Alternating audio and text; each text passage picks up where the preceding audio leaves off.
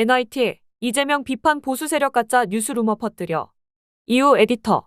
이재명 대표가 공격당한 이후 그를 비판하는 많은 보수주의자가 그 사건은 가짜 뉴스이며 이 대표가 종이칼과 나무젓가락으로 단지 가벼운 상처를 입었다는 루머를 퍼뜨렸다. 미국 뉴욕타임스는 10일 칼 공격범은 한국 대통령 선거를 끝내길 바랐다. 경찰 발표란 제목의 기사에서 2022년 이재명이 윤석열에 근소한 차이로 진 것은 온라인에서 양측의 극렬 지지자들이 상대방에 대한 혐오 발언과 음모론을 퍼뜨리는 등 한국의 정치 대립을 악화시킬 뿐이었다면서 이렇게 보도했다.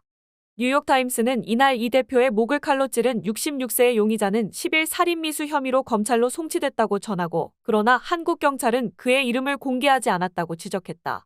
그러나 한국 현지 언론 보도를 통해 김씨로 확인됐다고 덧붙였다. 특히 NIT는 이날 한국 경찰 이 대표 살인미수 사건에 대한 수사 결과를 발표하면서 프라이버시 규정들을 내세워 그 용의자의 당적을 공개하지 않았다고 지적하고, 그러나 그 용의자가 보수 유튜브 채널들을 즐겨봤다고 얘기했다고 전했다. NIT는 한국 언론 매체를 인용해 용의자는 윤 대통령의 보수정당인 국민의힘 당원이었다가 이 대표의 정치 일정을 더 잘 파악하려는 명백한 시도의 일환으로 지난해 이 대표의 민주당으로 당적을 옮겼다고 소개했다.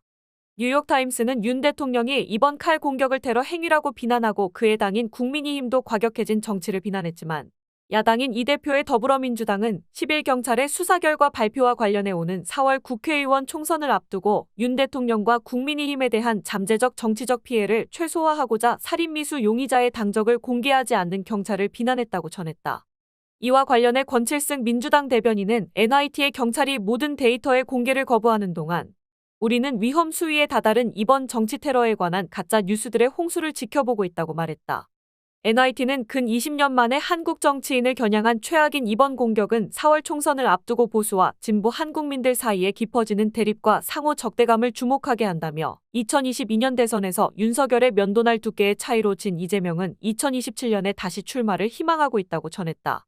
뉴욕타임스는 수사 발표를 인용해 용의자는 민주당 대표인 이재명을 죽이기 위해 몇 달간 계획을 세웠고, 심지어 8쪽짜리 선언문을 준비한 다음 공격 이후 친척들과 언론사에 공개하도록 친구에게 부탁했다고 전했다.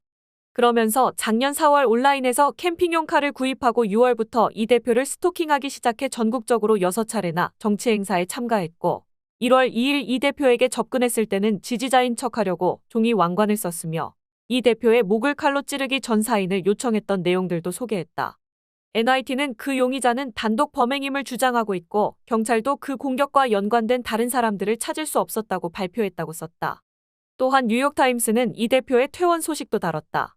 NIT는 습격당해 손상된 경정맥 수술을 받고 회복 중인 이 대표가 퇴원해 서울대학병원을 떠났다고 말했다.